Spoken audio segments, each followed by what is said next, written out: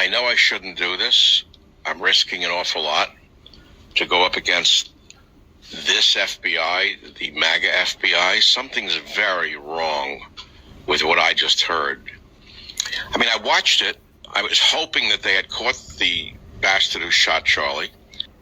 So we saw a video of a person jumping off the roof. It looked very legitimate to me.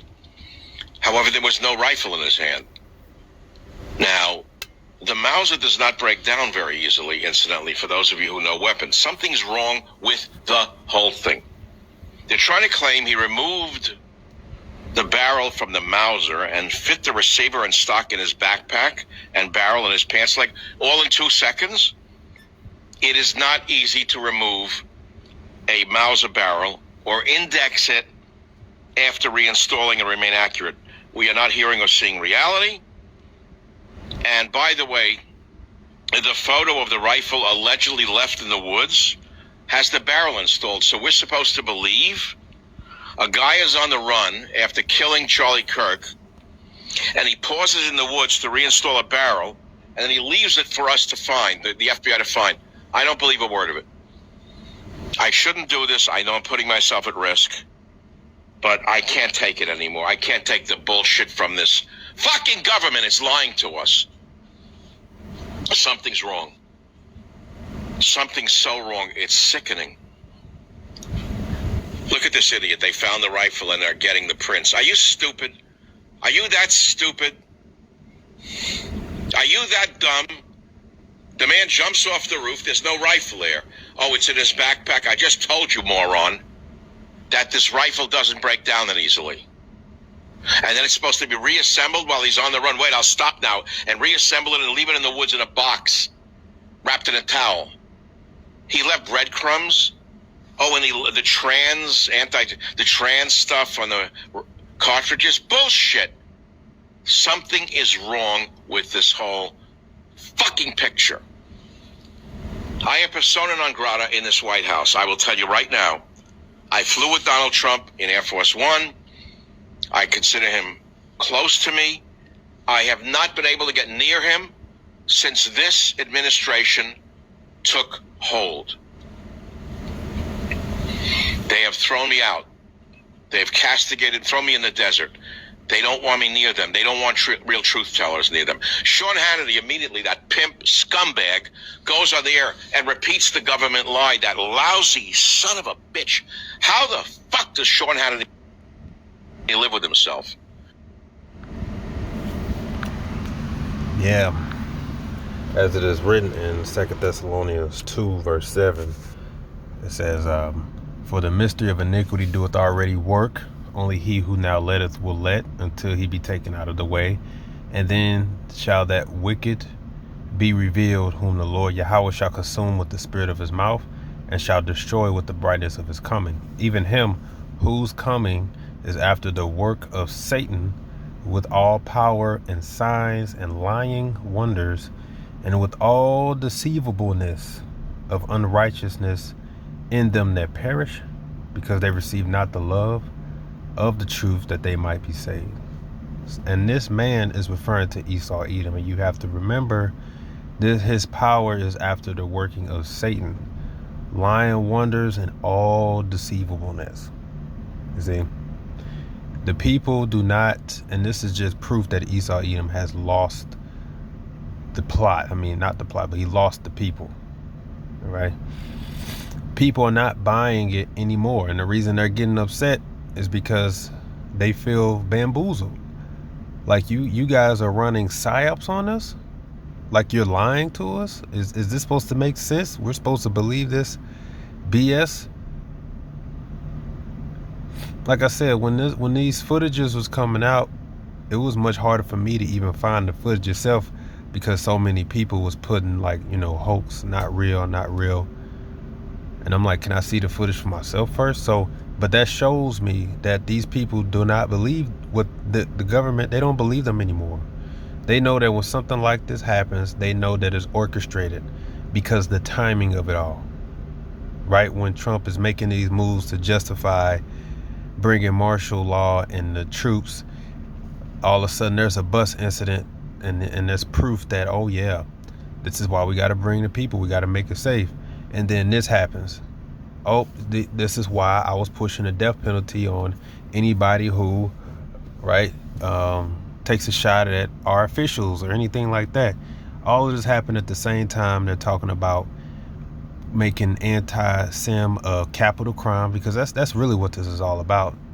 All right, it's really the small hats working behind the scenes, because when they push these laws to punish people for saying anything, best believe number one's on the list is going to be quote unquote anti-sim.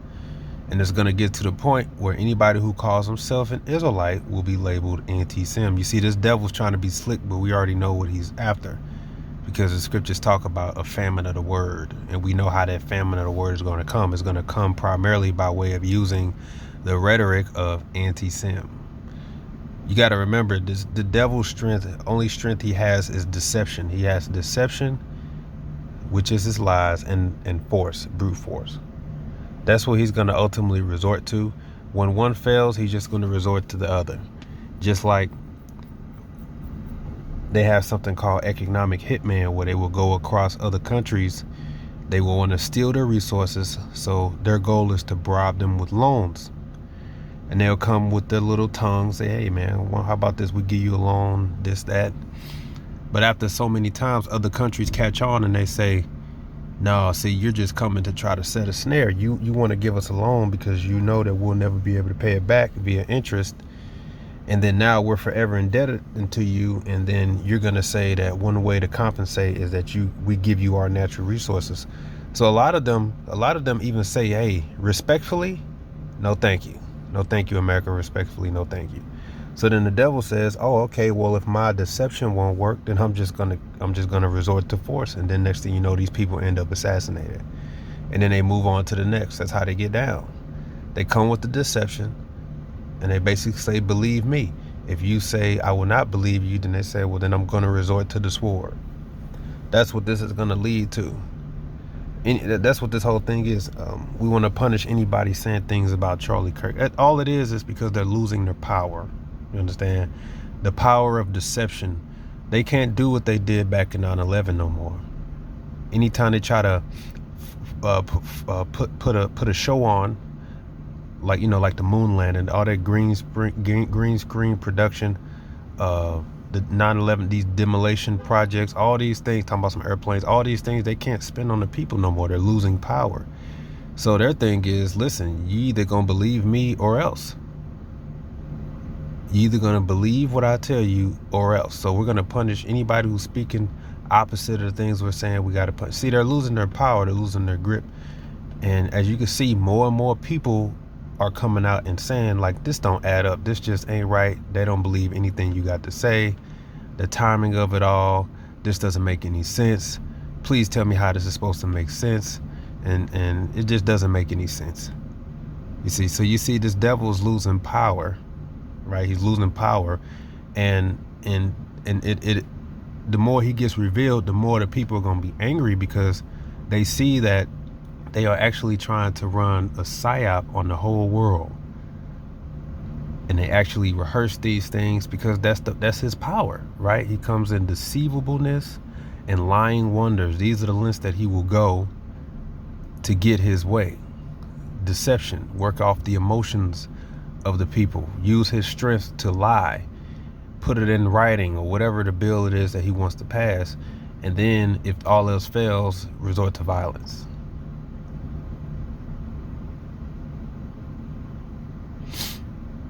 That's what this is all. He's losing his power, and the warning is that, as you can see, that he's not able to spin his narrative successfully as he wants to anymore.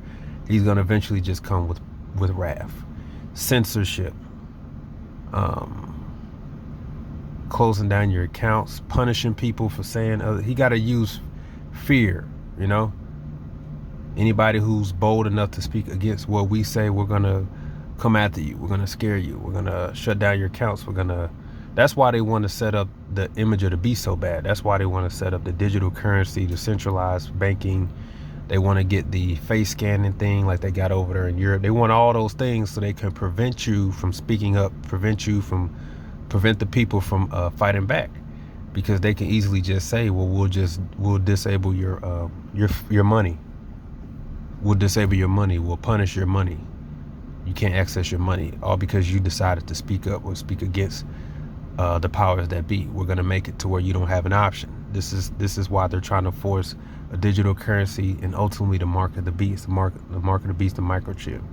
They want everything centralized, so everybody will be forced to comply with their demands or whatever it is that they say, and punish all those who speak against it. See, and he's low on time. As his psyops continue to fail and more people calling it out, he's squirming. He's low on time, so he's going to come down with much more wrath, okay, out of desperation to maintain his position. You see, this man is moving fast. But this is who you're dealing with. You're dealing with the devil, who comes with lying wonders and all deceivableness. This is his power. This is the power of his left hand. But just like a magician, his tricks are only good as if the audience doesn't have an idea of what he's doing. You know, the sleight of hand. But if somebody in the audience knows the trick or knows what he's doing, okay, that's just a prop. That's not a real newspaper, or that's not a real dollar. If people in the audience, now imagine if everybody in the audience knew, then you can't run the trick. It's not as entertaining. Well, that's the devil. His strength is his hand, the left hand of darkness. Okay, but what happens when light is shed upon it? The power gets weakened and weakened.